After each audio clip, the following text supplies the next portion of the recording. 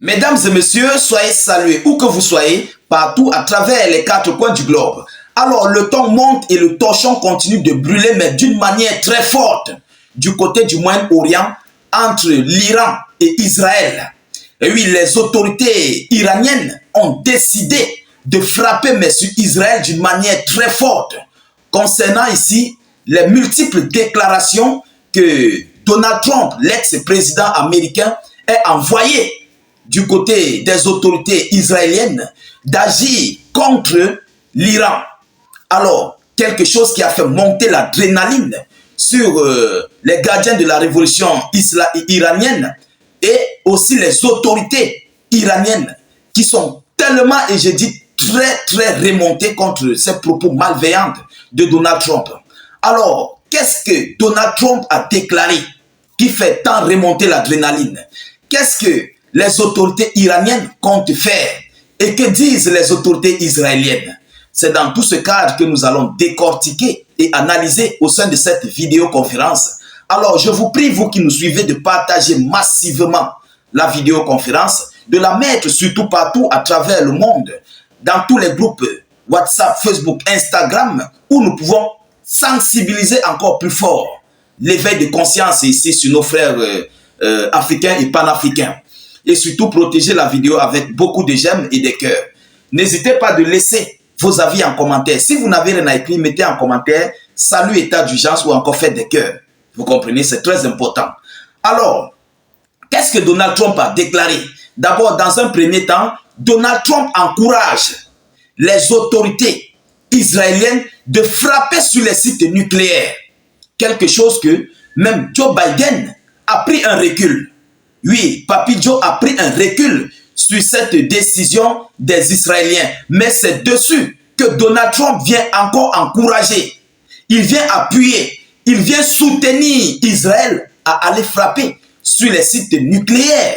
Lorsqu'on parle de sites nucléaires, ce sont des zones où on ne doit même pas blaguer. Parce que dès lors que ces sites font la chose, dès lors qu'ils explosent, mesdames et messieurs, tout cet entourage serait complètement négatif dans le domaine de vie, dans le domaine agricole, dans plusieurs domaines. Ah oui, c'est un site qu'il ne faut même pas rigoler avec. Et non seulement ça, des déchets radioactifs peuvent aller très loin en fonction de la direction du vent. Donc vous comprenez que ça va amener ici plusieurs Israéliens, plusieurs Iraniens au repos éternel. Vous comprenez? Alors, quelles sont les déclarations que Donald Trump a envoyées? Ou même d'abord, nous avons vu M. Vladimir Poutine a envoyé, il a fait une mise en garde aux autorités israéliennes concernant leur projet de viser sur le site nucléaire iranien. Vous comprenez? Alors, écoutez ce que Donald Trump a déclaré. Écoutez. Donc, il dit, Israël doit frapper les sites nucléaires iraniens. C'est par là qu'on commence. Et oui, c'est ce qu'il déclare. Le président, le républicain, n'était pas d'accord avec Biden, qui s'opposait à une telle attaque. Parce que Biden a pris le recul. Biden a dit que ça, je n'encourage pas. Et moi, je vais m'abstenir. Je ne suis pas là. Ce que vous voulez faire là, il ne faut pas que moi, je rentre, je quitte au pouvoir et les problèmes continuent de me suivre où je vais passer mes séjours. Donc, Biden a complètement refusé. Donc, c'est pourquoi Donald Trump est remonté. Mesdames et messieurs, nous allons entrer en profondeur. Alors, n'est-ce pas la cible? Il dit, je cite, n'est-ce pas la cible que vous viseriez?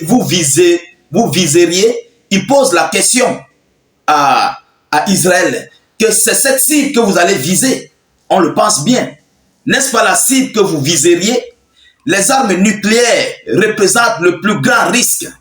Lorsqu'on l'a interrogé à ce sujet, la réponse aurait dû être s'attaquer d'abord aux installations nucléaires iraniennes et s'occuper ensuite de tout le reste.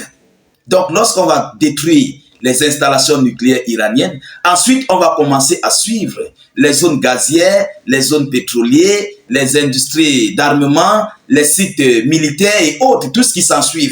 Vous comprenez? C'est ce que M. Donald Trump a déclaré. En outre, Trump avait promis que Washington serait amical avec l'Iran s'il revenait à la Maison Blanche. Mais aujourd'hui, Donald Trump a complètement changé de visage. Et oui, et ce changement de visage en dit long. Ça en dit long pourquoi? Parce qu'en août, il a dit que s'il vient au pouvoir, mais il serait allié indéfini avec l'Iran. Lorsque nous voyons la situation des choses, alors, est-ce que Donald Trump ne va pas se retourner aussi contre la Fédération de Russie et ses alliés lorsqu'il viendra au pouvoir? Mesdames, mesdemoiselles et messieurs, est-ce qu'il ne va pas le faire? C'est là où la question reste posée. Parce que déjà, nous sommes en train d'observer Trump en train de prendre des décisions avant même qu'il ne soit président.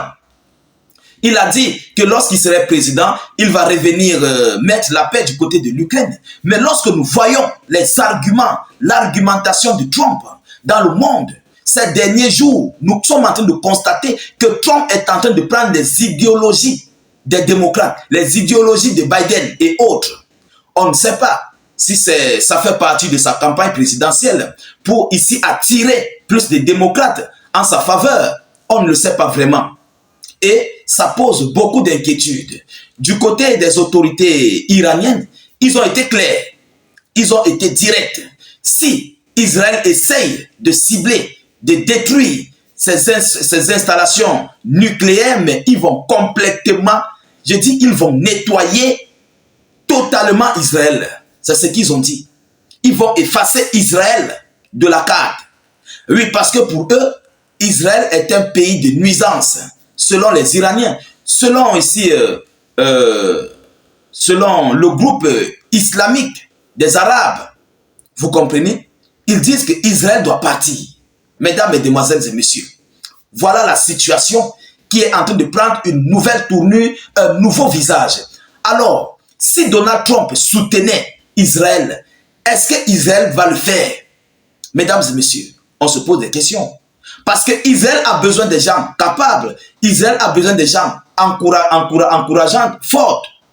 Bon, si Donald Trump, c'est un milliardaire, s'il s'engage dans ce conflit et soutient Israël, mais il faut le dire, Israël ne pourra pas décevoir l'ex-président. Eh oui, si Israël se lance dans la chose, ils vont le faire. Si Trump soutient, Israël va le faire. Direct. Ça ne serait même pas à demander. Et là, les catastrophes, les lourdes conséquences vont tomber. Parce que c'est là où on va voir aussi les alliés d'Israël, les alliés de l'Iran, qui vont surgir et vont complètement faire la chose. Et là, ça serait une mauvaise danse du côté du Moyen-Orient. Mesdames, mesdemoiselles et messieurs, nous continuons de suivre au maximum près cette actualité. Nous ne manquerons pas de vous tenir informés de la suite de ces hostilités. En tout état de cause, la situation est très critique du côté du Moyen-Orient. Ah oui, parce que l'arrivée de Donald Trump en dit long. Et c'est tellement dangereux avec ses propos malveillants. Mesdames, mesdemoiselles et messieurs, partagez au maximum cette vidéo. Mettez-la partout à travers le monde. Sécurisez-la au maximum. Poussez beaucoup de j'aime et des cœurs. Laissez vos avis en commentaire. Si vous n'avez rien à écrire, faites des cœurs en commentaire ou encore des étoiles. Vous comprenez? N'hésitez pas. Et surtout, cliquez sur le lien de notre chaîne YouTube. Dans les zones de commentaires, allez-y, cliquez sur le lien. Dès que vous cliquez, le lien s'ouvre. Ensuite, vous cliquez sur subscribe ou encore sur s'abonner. Et ensuite, vous cliquez sur la cloche de notification pour ne plus rater nos prochaines émissions. Vous comprenez? Parce que Facebook n'a plus de garantie. Allez d'abord vous abonner. Même si vous ne restez pas là-bas, abonnez-vous d'abord. Au cas où notre page Facebook va sauter, on serait déjà abonné là-bas. On va continuer juste de publier les vidéoconférences de ce côté-là. Donc, je vous reviens tout à l'heure pour une prochaine série d'actualités. Soyez encore salués une fois de plus. Ciao, ciao.